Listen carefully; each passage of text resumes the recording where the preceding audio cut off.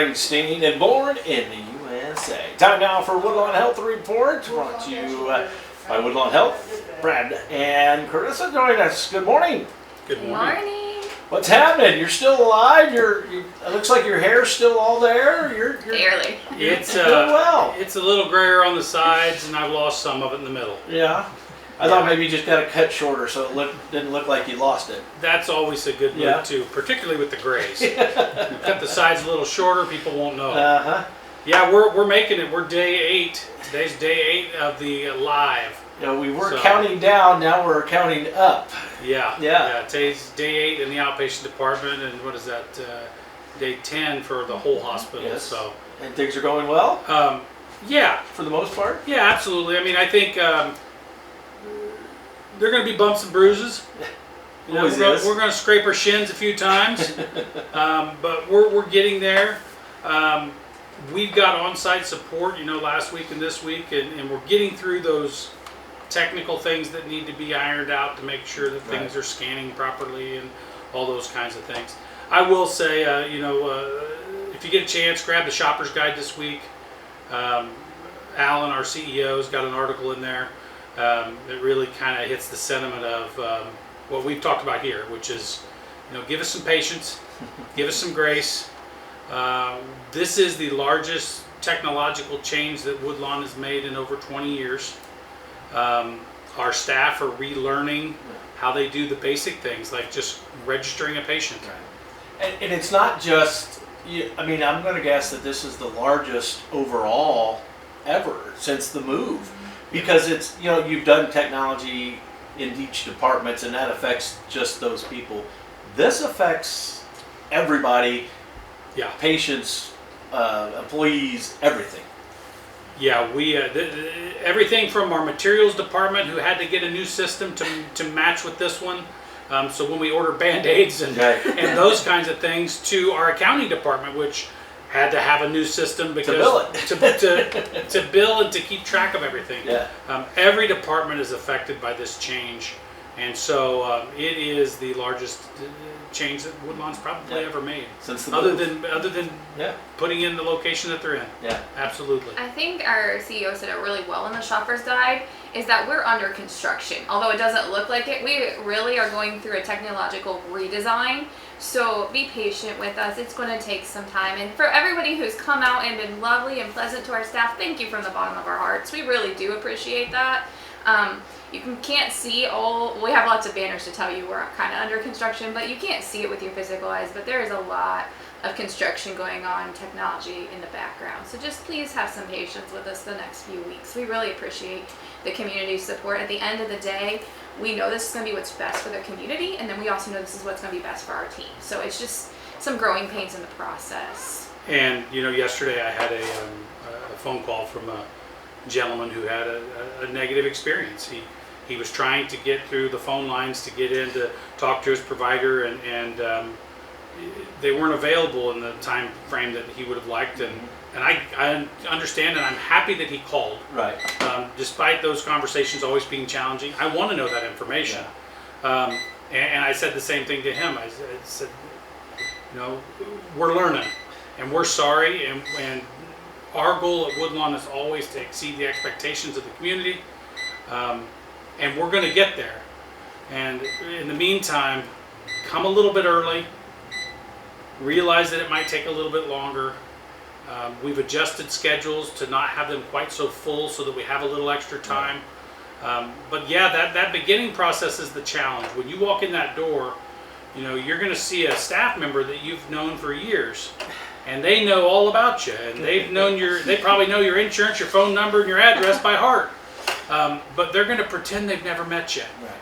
And we're going to start all over, and that's tough, and it takes longer. Right. And then the technicians in the back that are running the MRI machines and doing the lab draws and those kinds of things, they have to input everything into the system differently than they did before. So the end result is going to be amazing.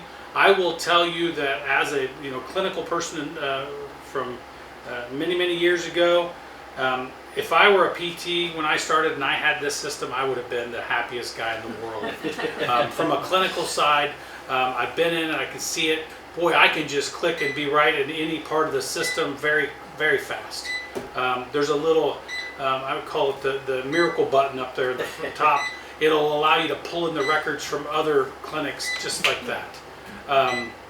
It's going to be amazing for the staff, and for the community. And then the next part of that is stressing the idea of when you get that invite from MyChart, take it. Please. Sign up. Get that going, because eventually, in the next few months, through that app, you will be able to send your doctor a message, Right. request a refill, schedule an appointment. All of those, pay your bill. All of those kinds of things will be able to be done through that same app. And what that does is that makes you as a patient have more control and convenience over how you get things done. And then on the back side of it, what it does is that it reduces significantly the phone calls that go to doctor's offices. Right. Which means that when you have an issue or you call in, there's a quicker response time. And so really stress getting that app when you get a chance. So when you get those notifications, or how do you get that?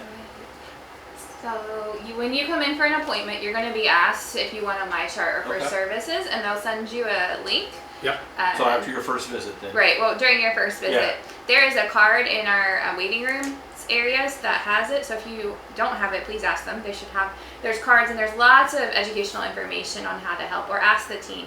I also wanted to stress really fast with Epic and our transition period, if you've been waiting for a while, please come back up and say something kindly to our staff and let them know. Yeah. Don't wait in the waiting room for a half hour. We don't want anyone to, get upset. We don't want you to have to reschedule. We do value your time too. We understand that sometimes you've had to take off work a little early, or you rearrange your schedule. You got somebody watching the kids and all of those kinds of things. If you're in that waiting room and it's been 15, 20 minutes and you haven't heard anything, go up and just say, hey, I'm Mr. Smith. I had a 10 o'clock, it's 10:20. Are we on schedule? Is everything okay? Right. Those kinds of things. We want to make sure, because right now everybody's focused so much on the technology and getting that done right, that we're all human, and sometimes we'll make that mistake of saying, well, I didn't even see Mr. Smith come by. He must not be here yet. So yes, remind us. We want to make sure that your expectations are met, and we'll get there. We'll get there. And then obviously your second visit, third visits, as you continue on, is going to be much smoother because that first one's taken care of. Yeah, we won't be pretending like we don't know you anymore. We'll be back to the, hey, how's it going, Randy? Right. That kind of thing. So yes, it's going to take some time, but once you get that second visit in and the third, the system keeps building on it, Right. and so it's easier to get everything done. So just, you want to remind too, because some people may not have an appointment for 15, 20, 30 days yet. So Correct. as you're going in, it's still going to be new even 30 days from now if you're the first time going in. Yeah, if you're one of those people that are fortunate enough to have very few medical issues, or Right. or only need to go in once or twice a year for your well checkups, those kinds of things. Yeah, if you don't come in until September, we're still going to play dumb. And so we're going to have to start all over and get that Right. in there. Now, I will say by that point in time, we'll be better at all the other stuff too. Right. So it won't be quite as bad, but it'll still take longer than you're used to. Right. So whenever your first visit is with any Woodlawn provider Right. or service in the next year, if it's your first time, come early and just realize it's going to take just a little longer that first time. So now that we've got that going, how else is things going at Woodlawn? Good overall, absolutely. Now we did have our board meeting yesterday, as you know, and it was a relatively short board meeting because, like I told somebody last week when they asked, what have you been doing? I said, epic, epic, all day epic. There is no other thing going on right now. So it was a pretty short board meeting. There weren't any capital purchases or anything like that. We did have an operating loss of about $480,000 for the month of May. Primarily due to a payment that we have to make to the state of Indiana for what they call the hospital assessment, UPL fees, basically, where we have to pay back money for the ability to take care of certain patients. So it's kind of a tax on hospitals.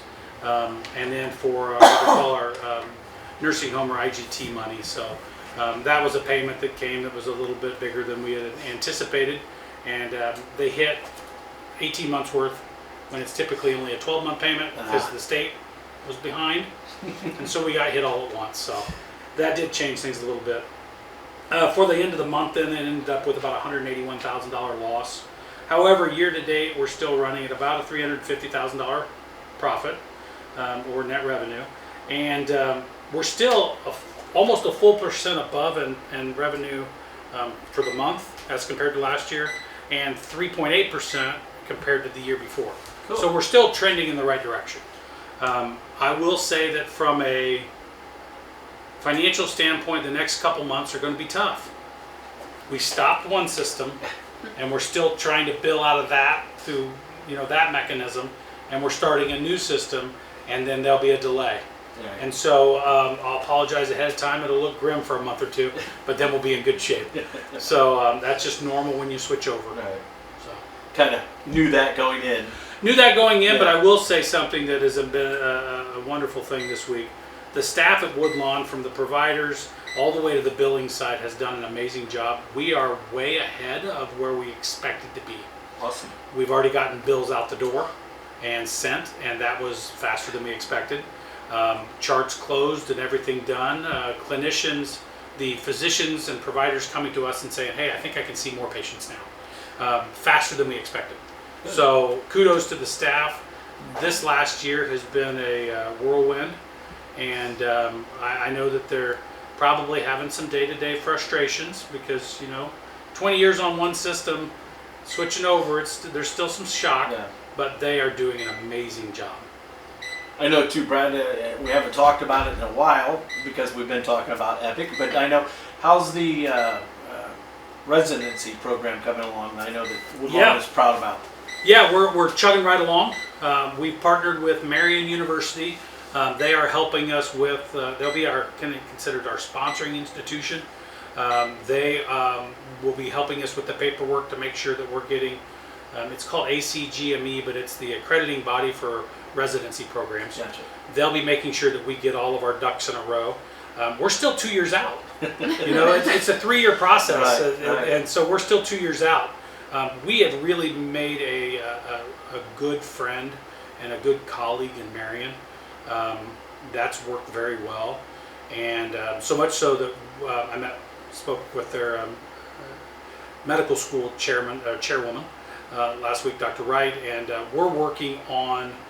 In the meantime, we're going to start having 3rd and 4th year med students here. Okay. So we're both very, very happy, and Awesome. so I think I meet with her next week and her team, and we're going to set up something formal so that we can start getting 3rd and 4th year med students here. So we're still chugging right along. Everything's going in the positive direction. Awesome. That is a slow process.